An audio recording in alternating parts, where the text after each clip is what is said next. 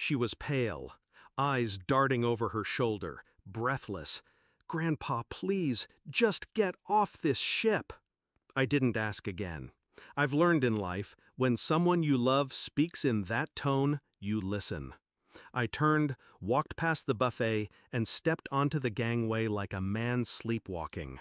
The air outside was different, colder, heavier. I stood there as the boarding doors closed behind me, watching the ship carry away my family and the life I thought I understood. 2 years earlier, if you'd told me my own son would try to kill me, I would have laughed. He was the golden boy, charming, successful, the type that shook hands with everyone in a room before taking a seat. After his mother died, we only had each other. I gave him everything, sold the farm to pay for his business degree, co-signed the loan for his first company, handed over my retirement fund when he said it was just for a few months. He called it borrowing. I called it love. The first cracks showed last Christmas. I overheard him telling his wife, "Once Dad's gone, the house is ours. He won't need it." I told myself I'd misheard.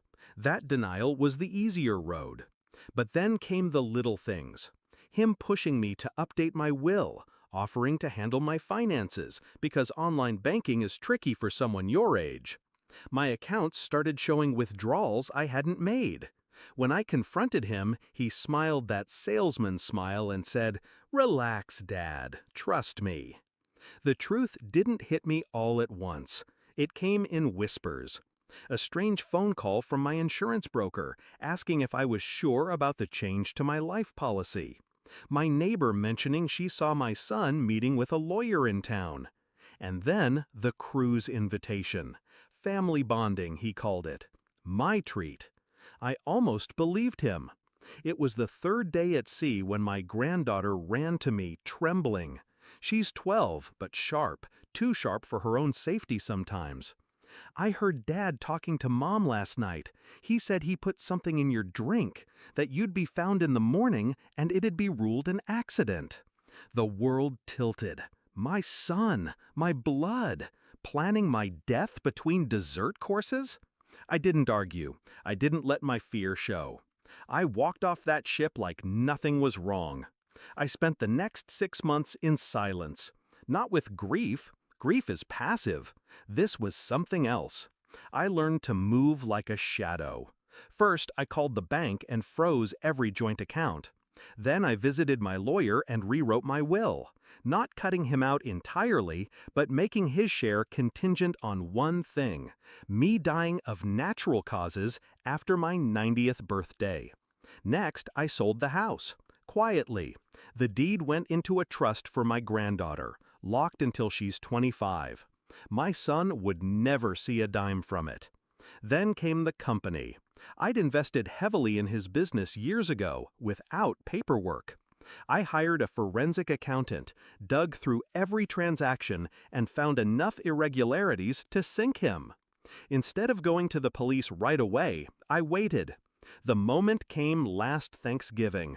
I arrived at his home with a bottle of wine and a calm smile. He hugged me like he hadn't tried to end me. Over dinner, I asked about the company's finances in front of his wife. Just a casual question. I watched her eyes flicker. She didn't know. Then I slid the manila folder across the table.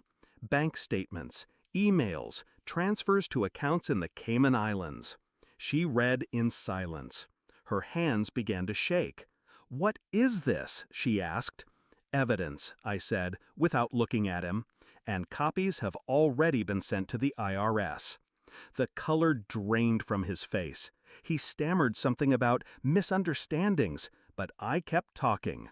Calm, steady, surgical. "You took from me. You tried to take my life. But I'm not here for revenge. I'm here to make sure you live long enough to feel the walls close in." That night, his wife packed a bag and left. Within weeks, the IRS froze his accounts. Clients pulled out. His business crumbled like wet paper. I never raised my voice. I never broke a law. I just removed the air he breathed. Last month, I got a letter from him. No apology, just blame. He said I'd ruined his life. I burned it. And now? I live in a small cabin by the lake. I fish in the mornings, read in the afternoons. My granddaughter visits on weekends. She never asks about the cruise. I never bring it up.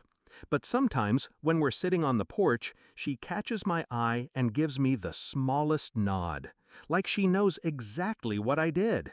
And maybe, one day, I'll tell her, not so she learns how to destroy someone, but so she learns how to survive them.